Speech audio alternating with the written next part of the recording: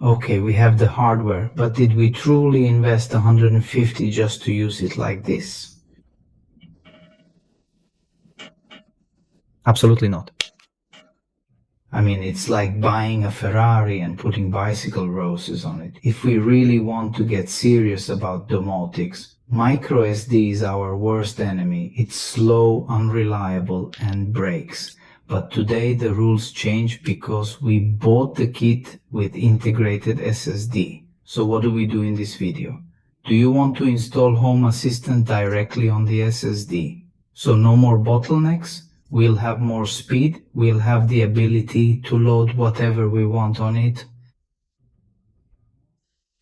Even with the SD, it's the same thing, but we have a significantly higher speed, given that we are talking about artificial intelligence, given that we need a greater reading and writing speed. SSD is the best solution, especially for this nice Raspberry 16 Giga. Okay, let's move on to PCE. Let's start disassembling the DSDES, charge it directly via an adapter.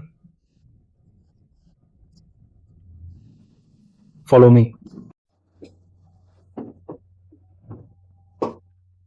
So first thing to do, unscrew the 4 screws behind the case and extract the SSDs then.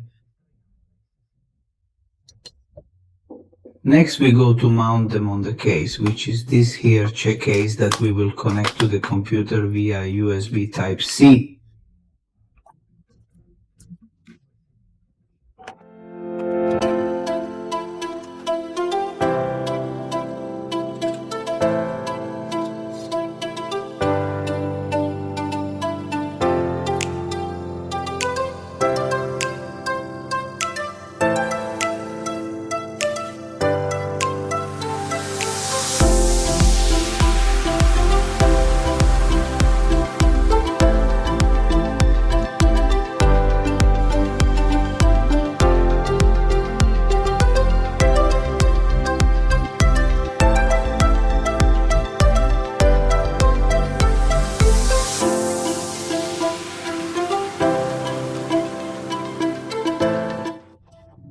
To do this, we need a MicroSD. We have to make understand to the Raspberry that you no longer have to read from the MicroSD, but must read directly from the SSD. So to do this, we need this MicroSD as a bridge. So we will load a boot here. We will go directly from the Raspberry side, and from there we will directly download the software, which is the image, and from there we will go ahead from the site raspberrypi.com, download what is the software, then Raspberry the Pi master download for Windows. Let's go ahead, accept all the terms. Let's create an icon, on the desktop. Perfect, end. Now here we start Raspberry Pi 5, let's open forward.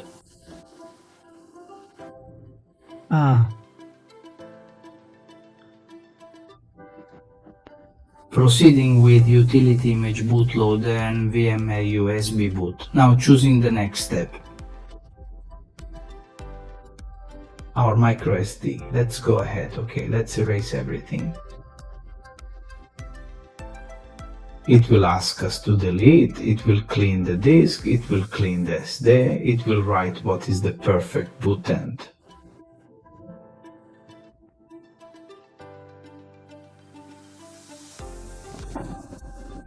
Then loaded the throw in here, we go to insert inside of our Raspberry board, directly in its slot face up, eSenza connected to the internet. With its own power supply, we turn on and charge the throw. There he is. Here, now it is charging, flashing light. When the green light will be fixed, it will be charged. Okay, now let's go load in here, then let's go write on the SSD what is the Home Assistant operating system, then let's connect it to the PCE, then let's go remount it on the Raspberry, and nothing, let's connect all the cables and see if it works.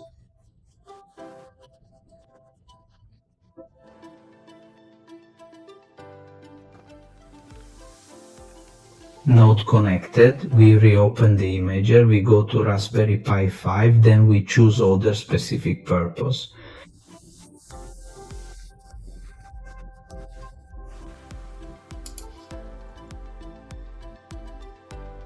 Let's move forward for a moment. We select Home Automation, here it is, and we find Home Assistant. Home Assistant, OS 17.1 for Raspberry 5. Okay, let's get here and select our SSD.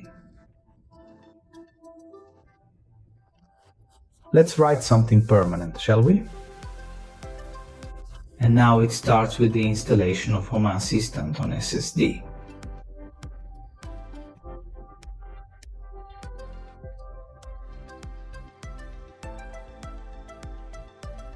Perfect, fine, okay. Now, connect the network and power cable, but remember to disconnect the one that is the SD. And we wait about 10 minutes. The right time that it loads the entire operating system, let's open any browser and write Home Assistant local 8123. We are in front of the page to create a user.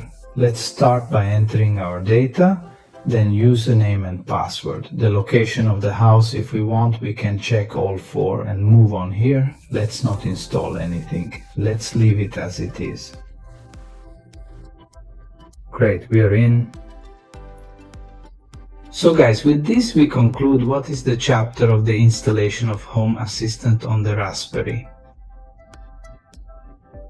I recommend you to follow the next videos because we will see how to install all the add-ons that we will need to make Jarvis work and all the home automation and therefore all the add-ons that are then installed on Home Assistant and that serve to make Jarvis and all the home automation in general work. I'll show you how to use then all the other devices like these, which are fantastic. Quara is seamlessly integrated into an assistant, orchestrating all devices within one unified ecosystem alongside a single virtual assistant. The core purpose of this series is to demonstrate 11EAE's capability to function as a local virtual assistant, empowering users to manage and control devices efficiently while creating coordinated scenes and implementing seamless automation. Also sensible, because then he will be able to understand what we want to do if we are cold or whatever. This will initiate a series of engaging skits and also introduce multiple devices simultaneously to fully automate your home. So everyone, I warmly encourage you to give this video a thumbs up, subscribe to the channel, and remain part of the lab's exciting journey. See you in the next video, everyone.